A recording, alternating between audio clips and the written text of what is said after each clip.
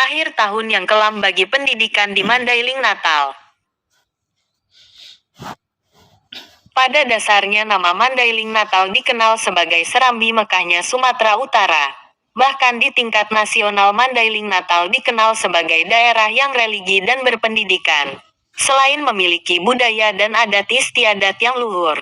Dari Mandailing Natal banyak lahir para tokoh-tokoh nasional, tokoh pejuang, pemikir, ulama-ulama besar yang tersohor sampai mancanegara. Selain itu, dari tanah Mandailing Natal pernah lahir kori nasional dan internasional, para ahli dan akademisi, ahli pemerintahan dan hukum, pengacara serta aktivis, para tokoh politik dan pejuang, atlet-atlet olahraga. Di tingkat militer dan kepolisian orang-orang Mandailing Natal pernah menempati jabatan tertinggi. Bahkan dari rahim warga Mandailing Natal lahir seorang tokoh nasional sekaligus pejuang kemerdekaan Republik Indonesia. Sehingga tidak sedikit orang-orang Mandailing menduduki jabatan tertinggi di Republik Indonesia. Tidak terlupakan juga dari tanah Mandailing lahir orang-orang perintis kemerdekaan Republik Indonesia. Rasanya tak elok kalau tidak menyebut dari Mandailing ini banyak lahir tokoh-tokoh pers dan jurnalis. Oleh sebab itu sangat tidak mungkin, atau tidak masuk akal, kalau Mandailing Natal dapat rapot merah tentang pendidikan dari Provinsi Sumatera Utara. Bahkan ada yang bilang dari sumber yang tidak menyebut jati dirinya. Administrasi dan pendidikan kita di Mandailing Natal nomor 2 terakhir dari Provinsi Sumatera Utara. Penilaian rapot merah ini pernah awak media dengar dari guru dan kepala sekolah. Entahlah siapa yang memberi nilai itu, dan apa tolak ukur dan kategori. Yang jelasnya statement itu melekat pada Mandailing Natal. Benar dan tidaknya penilaian itu adalah membuat kita marah dan malu. Namun pada siapa kita marah? Memang dalam akhir tahun 2023 dan awal tahun 2024 ini, pemerintah Mandailing Natal diterpa oleh masalah. Masalah itu datang dari Dinas Pendidikan Mandailing Natal.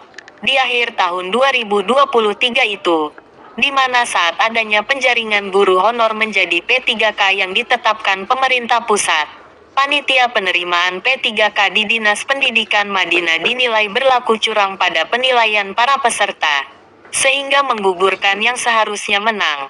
Perlakuan curang itu membuat para peserta ujian P3K bertanya-tanya dan menuntut keadilan. Dan akhirnya guru-guru honorer tersebut merasa tersolimi. Sehingga guru-guru honorer yang berjumlah ratusan orang melakukan demonstrasi ke kantor Bupati dan gedung DPRD Mandailing Natal.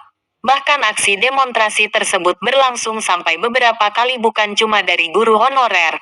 Mahasiswa dan sejumlah ormas ikut lakukan aksi demonstrasi menuntut agar ditangkap dan diprosesnya pelaku-pelaku kecurangan dalam penerimaan P3K di Mandailing Natal. Oleh karena itu Mandailing Natal kini menjadi sorotan publik secara nasional. Sehingga persoalan ini telah masuk proses hukum dan telah menetapkan beberapa orang pejabat Dinas Pendidikan Mandailing Natal menjadi tersangka. Dan beberapa anggota DPRD diperiksa sebagai saksi. Bahkan kabarnya Bupati, Wakil Bupati dan Sekda pun ikut diperiksa di Mapolda Sumatera Utara. Nah, berangkat dari persoalan itu, kita sebagai warga Mandailing Natal ikut prihatin. Mengingat akan akhirat, mengingat akan hidup akhir. Menyikapi masalah dan situasi yang dihadapi daerah Mandailing Natal, yang sudah menjadi sorotan publik yang tak karuan. Orang-orang Mandailing Natal yang berada di perantauan kota-kota besar, yang memiliki sumbangsi dan reputasi yang baik buat negara ini. Dan kita ketahui tidak sedikit orang-orang Mandailing Natal menduduki jabatan-jabatan strategis, baik di bidang pemerintahan ataupun pendidikan. Bahkan ada yang menjadi dosen ataupun rektor. Mereka meminta agar reputasi atau nama baik pendidikan di Mandailing Natal segera dipulihkan. Tentu hal itu tidak semudah membalikkan telapak tangan. Semua dituntut kerja keras. Dalam hal ini kita para jurnalis dan pemerhati pendidikan diarahkan atau dituntut untuk mengamati dan menyoroti di pendidikan Mandailing Natal. Kita menyoroti dan memantau proses belajar mengajar, memantau sarana dan prasarana sekolah, lingkungan sekolah dan mempertanyakan penggunaan anggaran dana BOS-nya. Terkait mempertanyakan anggaran dana BOS ini adalah merupakan hak publik yang telah diatur dalam Undang-Undang KIP Nomor 14 Tahun 2008, sehingga pihak kepala sekolah diharapkan terbuka dan transparan dalam hal ini. 6A. Oh, itu. Bagaimana mungkin pendidikan akan lebih baik dan maju, prestasi dan kualitas apabila pengelolaan dana BOS tidak transparan dan terbuka? Kita selama ini curiga ada semacam permainan yang dihembuskan oleh oknum-oknum dari Dinas Pendidikan, dan yang mengaku dari Dinas Pendidikan menitipkan kegiatan ataupun agenda atau program dengan tujuan untuk mengeruk dan menguras uang dana BOS. Sehingga apabila oknum kepala sekolah tidak bersedia dan tidak membeli barang titipan akan kena sanksi bahkan pemecatan. Nah, hal ini semua harus dibersihkan. Dan juga para kepala sekolah kami curigai pengelolaan dana BOS-nya tidak transparan atau terbuka. Kecurigaan kami dibuktikan saat teman-teman aliansi jurnalis Mandailing Natal berkunjung ke sekolah-sekolah di Mandailing Natal. Tidak menemukan adanya papan informasi perincian penggunaan dana BOS yang ditulis per item dan per triwulan. Bagaimana mungkin bisa maju dan bermutunya pendidikan di salah satu sekolah apabila dana BOS-nya tidak digunakan pada peruntukannya? Pemantauan teman-teman jurnalis dalam menyoroti pendidikan di Mandailing Natal banyak menemukan sekolah-sekolah yang pada hancur, baik segi sarana prasarana, dan juga gedung sekolahnya. Semoga pendidikan di Mandailing Natal semakin baik dan bermutu serta berkualitas.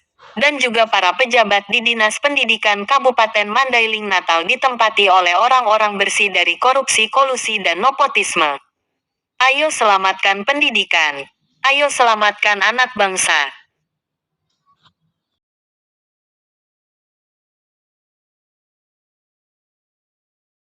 Assalamualaikum warahmatullahi wabarakatuh. Dari Asur MTV memantau SD Negeri 001 di Desa Siepeng, Kecamatan Ciabu, Kabupaten Mandailing Natal. Beginilah kondisi SD tersebut.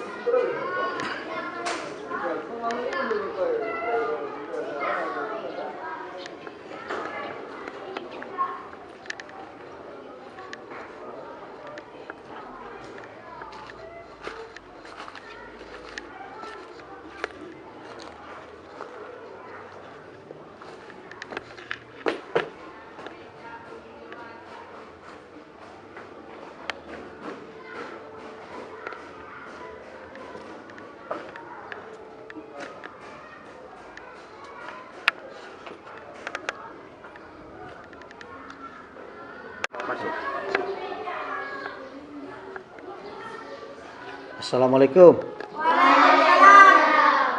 Kelas berapa ini, Nak?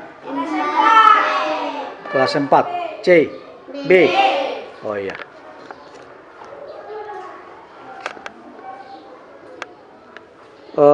Guru apanya? Pelajarannya, bukunya satu-satu orang?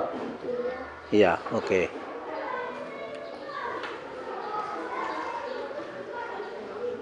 Ini ada orang ini? Nggak datang? Oh iya.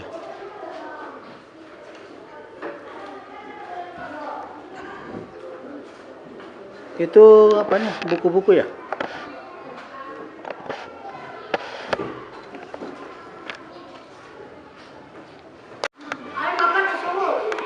Masih mau, Mak.